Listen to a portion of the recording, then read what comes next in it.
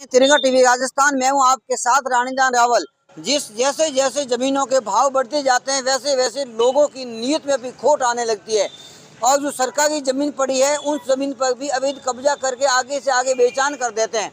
यहाँ पर बालूतरा के मुख्य बाजार में यहाँ पर आप देख पा रहे हैं कि यहाँ पर बेशकीमती करोड़ों की जमीन है। यहाँ पर हम देख पा रहे हैं कि बालूतरा के मुख्य बाजार में यहाँ पर पुराना बस स्टैंड पेट्रोल पंप के पास में यहाँ पर करोड़ों की संपत्ति है।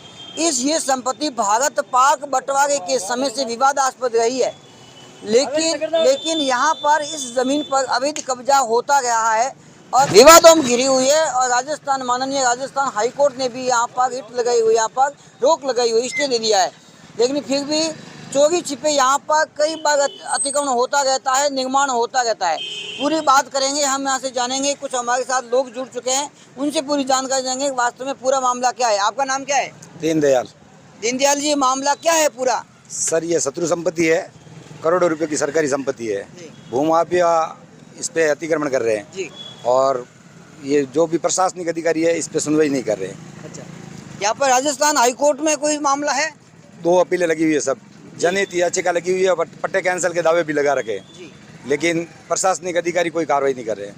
राजस्थान हाईकोर्ट में PILP लगी हुई है, जनहित याचिका लगी हुई है पट्टा कैंसिल करने के, लेकिन यहाँ के अधिकारी है उनको भी कई बार राजस्थान हाईकोर्ट ने भी यहाँ पर नोटिस दिया, लेकिन राजस्थान हाईकोर्ट के निर्देशों का आदेशों की भी अवहेलना कर रहे हैं।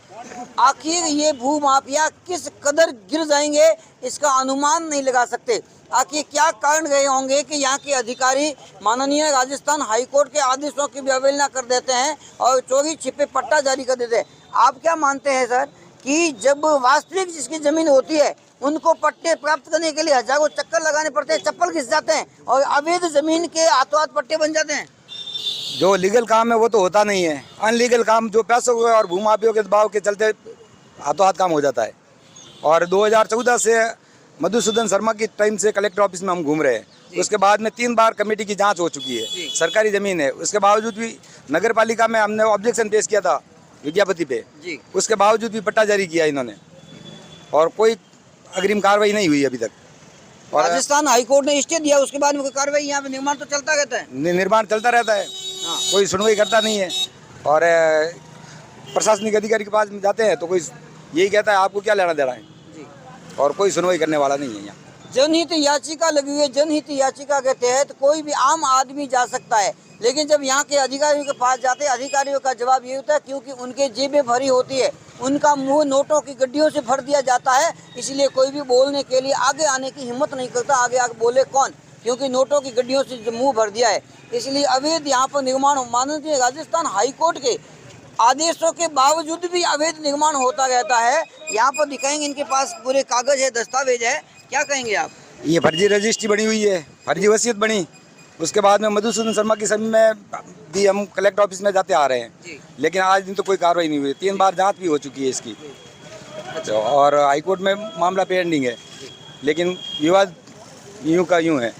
यहाँ पर कागजों की पूरी फहरिस्त है, बड़ी बड़ी फाइलें इनके पास में हैं, पूरे सबूत है, लेकिन बालूतरा नगर परिषद और बालूतरा के अधिकारी इतने भ्रष्ट हो चुके हैं, इतने गिर चुके हैं कि कोई सुनने वाला नहीं है।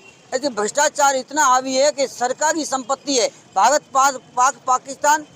पाकिस्तान बंटवारा हुआ उस समय की शत्रु संपत्ति है ये, लेकिन यहाँ पर भी अवैध कब्जा हो रहा है। आखिर सुनेगा कौन, इस समस्या का समाधान करेगा कौन? मामला राजस्थान हाईकोर्ट में चल रहा है, लेकिन स्थानीय अधिकारी पट्टे जारी करने में लगे हुए हैं। देखते रहिए इसी प्रकार भ्रष्टाचार, अत्याचार, अन्याय के विरुद्ध हमारी न्यूज़ पड़ताल जारी रहेगी। जुड़े रहिए हमारे साथ, देखते रहिए तिरंगा टीवी राजस्थान। जय हिंद, जय भारत।